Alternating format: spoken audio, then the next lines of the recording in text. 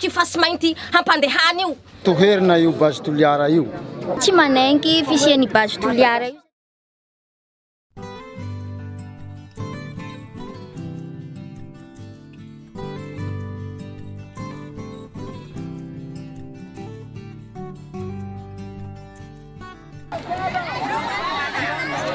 Mitsipaka ary mandatanteraka ny fitrandrahana fasy mainty ataon'ny orinasa base toliara ny poniny toliara. Eo anatrehan'izany anefa mandeha mitsao amin'ny endriny isan-karazany. Misy ny milaza fa tsy vonona ny androso ny vahoaka ny toliara, saritiavina, sarotra ampina. Ao koa ireo manery fa misy ambadika politika izany asarotam-piaron'ny vahoaka amin'ny fitakinan'ny rary no amin'ny taniny izany. Ny teny tiako lazay meto misy interview agny hoe ireto ny fokon'olo fa manaiky fa hiasa ny base tsy marina io. Tsy marina io. Velaran-tany sy velaran'ala amin'ny hektarany maro any amin'ny 50 kilometatra avaratry ny renivohitra Toliara. Ao amin'ny faritra atsimo andrefa ny nosy Madagasikara no misy ny toeram-pitrandrahan'ny orinasa base Toliara. Ary tafiditra sy voakasika izany tetikasa-pitrandrahana izany ny ala izay tontolo iveloman'ny mponina sy ny foko Mikea. Nanomboka ny taona 2014 nanao fihetsiketsehana hatrany ireo vahoaka amin'onona any amin'iny faritra iny, nanehoana ny fitsipahana sy ny tsy fankatoavana io tetikasa io mba hiarovany anarena voajanahary sy ny hoavin'ny taranaka. Ary ny kolotsaina izay mitahiry ireo soatoavina maro izay tena mbola jain'ny mponina tokoa. Mo fahadisoany ve zany mikajo ny tontolo iainany sy ny arena voajanahary, manandratra ny kolotsainy sy ny soatoaviny mba tsy ho potika, miaro ny taniny tsy ho simba, misaina ny fotom-pivelomany tsy ho very, mitsimbina ny ainy, manany fahasalamany sy ny hoaviny dimby sy ny taranaka. Maro tokoa nyzao voahitsakitsaka no itetikasa io. Anisan'ny lehibe indrindra amin'izany ny fahaverezan'ny fotom-piveloman'ny mponina izay mpamboly sy mpiompy ary mpanjony sy mpiandrika ny akamarony. Zo fototra maro koa no ho voatohitohina amin'izany toy ny zo isakafo, ny zo hanina trano fonenana sahaza, ny zo salama ary mety ho voakasika hatramin'ny zo iaina mihitsy aza. Fanampin'izany ny zon'ny ankizy toy ny zo hianatra. Izany rehetra izany dia noho ny fanesorana ny mponina amin'ny loharanokarena sy ny arena voajanahary toy ny tany, ny ala ary ny ranomasina izay hifaharan'ny fotom-pivelomany.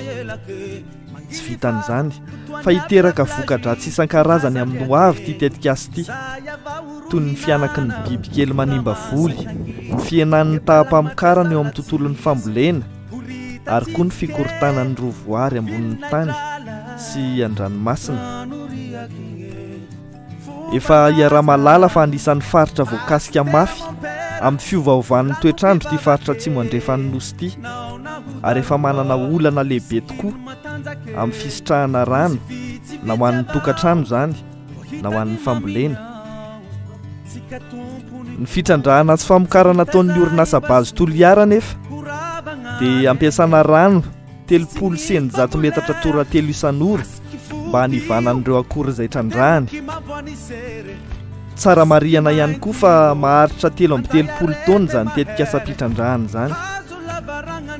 Anahoana ny fivelomana sy ny fahaveloman'ny vahoaka? Amin'izao fotoana izao ny fanjakana malagasy dia miezaka amin'ny fambolekazo anarenan'ireo alaripaky isan-taona izay tsy mitsaha mitombo. Kanefa ty tetikasa base Toliara ity dia mandripaka velaran'ala 50 hektara ao anatin'ny faritra hitrandrahany. Ala izay anisan'ny andrekinan'ny fiainan'ny mponina ary ala izay toeram-ponenana miantoka ny fahaveloman'ny zavamananaina isan-karazany. Raha sanatria ho tanteraka izany tetikasa izany vao maika hiena ny rotsakorana ary atahorana tsy hisy mihitsy aza. Noho izany tsy hisy ny rano ho maina ary ho karakaina ny tany, ho faty ireo hazo zava-maniry, ary tsy hisy intsony ireo fanafody avy amin'ny zava-maniry isan-karazany nampiasaina hatramin'izay. Anisan'ny tandidondoza no ity tetikasa ity ihany koa ny fomban-drazana maro, fomba fivavahana samihafa, toeram-panasinana sy vakoka ka ho voahosohosy ny zo ara-kolotsaina. Anisan'izany ny faritra Andaboy izay kasaina ananganana serana tsambo amoahana ny akora voatrandraka. Andaboy anefa dia toerana masina mitahiry soatoavina ary loharanom-pitahiana ho an'ny vahoaka sy ny faritra manodidina izay mpanasinao. Andaboy ihany koa dia toerana anisan'ny mahasintona mpizahatany any amin'iny faritra iny ary efa nohajariny ireo zanatrika izany toerana izany. Ny tenako président ny association zanajiaky plateforme 14 iraisa fokotany eto Toliara 1. Zaho nanik zao zany niteraka tamin'ny 1962 enimpolo tao amizao nanik zao. Ary lafa zao tsy niafaka tsy nitafita fianara ato nijoroako amin'ity place de la batterie ato Andaboy ato nivelomako.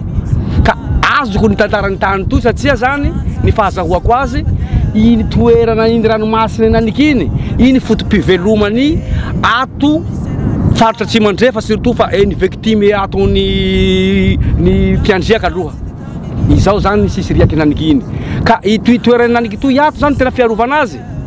Ato ny plazy fitrangatranganana, ato ny fomba paharazana, panao fomba paharazana, tsomba zany iarahantsika mahalala. Ato ny panao sport, tota iny naniky désert manao sport na hatra bakaia manao sport ato place de la Andaboy ato. De ato koa ny kristiana zay panao badisa ato miriaky toy ato. Tena maro mihitsy ny fotom-piveloma ato araka an'izay fiarovany ity toerana ity. Ka manambara eto tompo misy serenandakany vezo izy naniky mamerana naniky iny saranandaka iny aby iny zany iriny base Toliara de hanorenana porosité de tsy misy manekany zany ny eto faritra Tsimandrefa ato aloha raha araky tantara amin'izao satria sarom-piaro mihitsy toy toerana toy satria toy fotom-piveloma ny victime ato Andaboy na tsy victime ato koa aza na mpitrangatranga na maro ny mpitrangatranga mandeha ato Andaboy. Maro ny olombeo ato mivelo amin'ity raha toy de halaina de homiana ny mpivahiny tsy enkeny ato ny olo ato tompoko an'izay raha. Raha ny ara-pahasalamany indray ny jerena araky ny voka-pikarohana navoakan'ny Institut National des Sciences et Techniques Nucléaires dia misy thorium 2.3 izay manana radioactif 900 sy 1 alina hatramin'ny 700 sy 1 alina becquerel isaky ny kilao ny ilmenita ao aranobe. Araky ny fentry ny Agence Internationale de l'Énergie Atomique anefa dia efa mihoatra lavitra noho ny tokony ho izy 1 alina becquerel isaky ny kilao izay azon'ny toe-batan'olombelona zakaina sy leferina io taremarika io. Manamafy zany ny voka-pikarohana nataon'ny siantifika malagasy hafa sy ireo mpikaroka teo anivon'ny anjerimanontolon'ny Toliara sy Antananarivo ny taona 2024 izay milaza fa ny fitrandrahana ataon'ny tetikasa base Toliara ao amin'ny faritra ranobe dia moka thorium sy uranium amina ambony dia ambony ary singa anapozina ny rano sy andoton'ny rivotra izay itera-doza ho an'ny fahasalamana toy ny homamiadana sy ny fahasembanan'ny zaza hatrany am-boka. Manamarina izany ny tatitra navoakan'ny base ressource izay fohiben'ny base Toliara ihany tamin'ny taona 2022 fa misy uranium sy thorium amina ambony dia ambony ny fasimainty ao ranobe ka tsy ho azon'izy ireo amidy any Etazonia sy any Japana.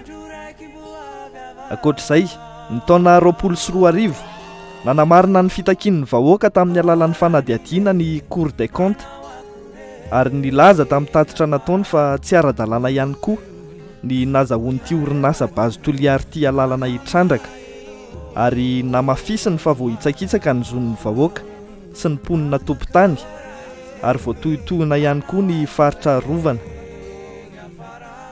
Noho izany, loza sy atambo ho an'ny vahoaka sy ny fiarahamonina, ho an'ny tontolo ivelomana sy ny tontolo voajanahary ny faritra ranobe sy ny manodidina, io fitrandrahana ataon'ny orinasa Base Toliara io. Anahoana no avy?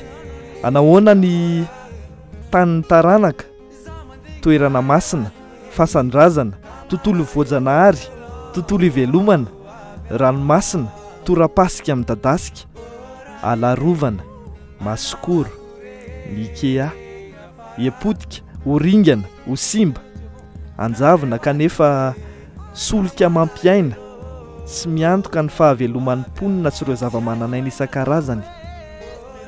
Vahoaka maro mananjo ary masy mandidy. Tsy ampy ny fampitsaharana, akatony tanteraka ny tetikasa Base Toliara.